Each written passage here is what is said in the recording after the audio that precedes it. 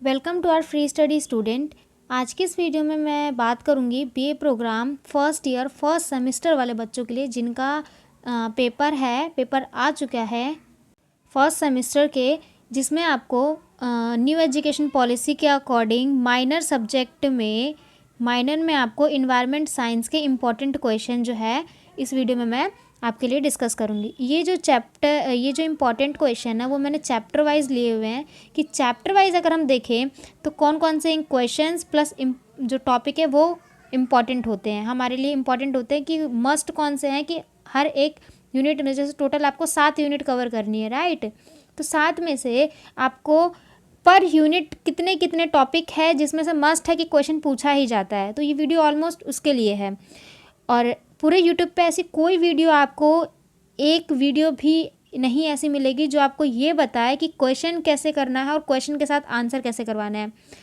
कई सारे वीडियोस में आपको क्वेश्चन तो बताते हैं बट क्वेश्चंस के आइडिया नहीं बताते हैं, बट फ्री स्टडी चैनल आपको दोनों चीज़ें प्रोवाइड करवाता है, तो ये बाकी से हट करके है। इसीलिए आप जितना ज़्यादा हो सके इसको शेयर करो, सब्सक्राइब करो, मिलने वाले सभी अपडेट सबसे पहले पाओ। तो अभी हम फिलहाल अपने टॉपिक पे आ जाते हैं। चैप्टर वाइज हम इंपॉर्टेंट क्वेश्चन देख लेते हैं कि कहाँ से बनते हैं। देखो बच्चों, जो यूनिट 1 है आपका, यानी कि चैप्टर 1 जो है वो बेसिकली है आपका पर्यावरण वाला, है ना, जिसमें आपको इन्वायरमेंट को समझना है, इन्वायरमेंट के घटक, संरचना और सबसे इम्पोर्टेंट है इसमें जल चक्र। ठीक है, तो इसमें आपको वाटर साइकिल को पढ़ना होता है। क्वेश्चन कहाँ से आता है? क्वेश्चन आएगा पर्यावरण के घटक से, संरचना से और जल चक्र से। ये 3 टॉपिक जो है यहाँ से इम्पॉर्टेंट है, यहाँ से इम्पॉर्टेंट है। पर्यावरण के घटक वाली, संरचना वाली, ये आप जाकर के हमारी दूसरी मोस्ट इम्पॉर्टेंट क्वेश्चन की वीडियो है, वहाँ से आप जाकर के देख सकते हो। वहाँ मैंने आंसर भी बता रखा है कि कैसे आप एक परफेक्ट आंसर आप लिख सकते हो। ठीक है, तो ये पर्यावरण के घटक वाला बता देना, जल चक्र बताओगे और संरचना कैसे है। ये बात करें चैप्टर नंबर 2 की, तो ये है आपका इकोसिस्टम पे, यानी पारितंत्र। पारितंत्र को इंग्लिश में क्या कहते हैं? इकोसिस्टम। तो यहाँ से जो टॉपिक हमें पढ़ना होता है वो पढ़ना होता है पारितंत्र के घटक और संरचना, कार्य क्या है, प्रकार कितने हैं, फूड चेन और फूड वेब के बारे में पढ़ना होता है। साथ ही हम इसका एक और रूप पिरामिड पढ़ते हैं। ठीक है, और बेसिकली जो एग्ज़ाम में क्वेश्चन आता है वो आता है कि पारितंत्र क्या है, पारितंत्र के कार्य बताओ। मोस्ट इंपॉर्टेंट पारितंत्र के प्रकार आते हैं, और पारितंत्र के प्रकार में समझोगे आप फूड चेन, वेब चेन और पिरामिड। पिरामिड से भी क्वेश्चन बहुत बनता है, तो ये यहाँ से भी इम्पॉर्टेंट ये हो जाता है। इसका भी आपको आंसर मिल जाएगा, हमारी इंपॉर्टेंट क्वेश्चन की वीडियो आप देख लेना, प्लेलिस्ट बनी हुई है, जाओ जाकर के फटाफट चेक करो, फटाफट। बट उससे पहले वीडियो को शेयर कर देना यार। उसके बाद चैप्टर 3 है जो कि आपका रिसोर्सेज पर है, यानी कि संसाधन। इसमें संसाधन के प्रकार, मृदा, खनिज, फसल, जल, ऊर्जा, भूमि, बांध निर्माण, इन सब के ऊपर जो है बात करनी होती है।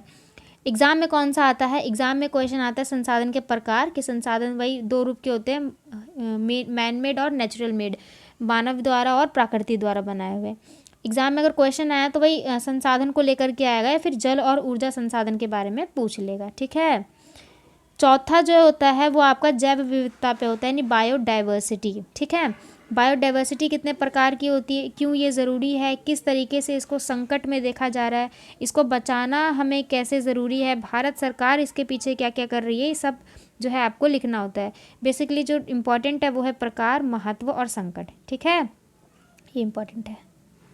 उसके बाद जो आता है वो आता है चैप्टर नंबर 5 जो कि आपका पॉल्यूशन पर है, यानी प्रदूषण। अब प्रदूषण तो पता ही है आपको, प्रकार पढ़ोगे, कारण पढ़ोगे, प्रभाव क्या कह रहे हैं, उसको कैसे हम कंट्रोल कर सकते हैं, ये सब। साथ ही आप इसमें ठोस अपशिष्ट यानी कि सॉलिड वेस्ट के बारे में पढ़ते हो, उसके कितने प्रकार होते हैं, क्यों नियंत्रण करना ज़रूरी है, क्या क्या प्रभाव हमें देखने को मिले हैं, ये सब इम्पॉर्टेंट क्या क्या है, कहाँ कहाँ से आता है एग्जाम में प्रश्न। प्रदूषण के प्रभाव पूछेगा, कारण पूछेगा और नियंत्रण पूछ सकता है आपसे। ठोस अपशिष्ट के प्रकार पूछ सकता है, नियंत्रण पूछ सकता है, सिर्फ यहीं से क्वेश्चन आएगा। इसके बाहर एक वर्ड और एक क्वेश्चन बाहर से नहीं आएगा, ये लगा 110% है। चैप्टर नंबर 6 की अगर हम देखें तो वही है, इसमें आपको जलवायु और मौसम के बारे में पढ़ना होता है। पर्यावरण के बुरे परिणाम क्या है, तो पर्यावरण के बुरे परिणाम तो आप आराम से लिख ही दोगे भाई, आप तो हो ही इंटेलिजेंट।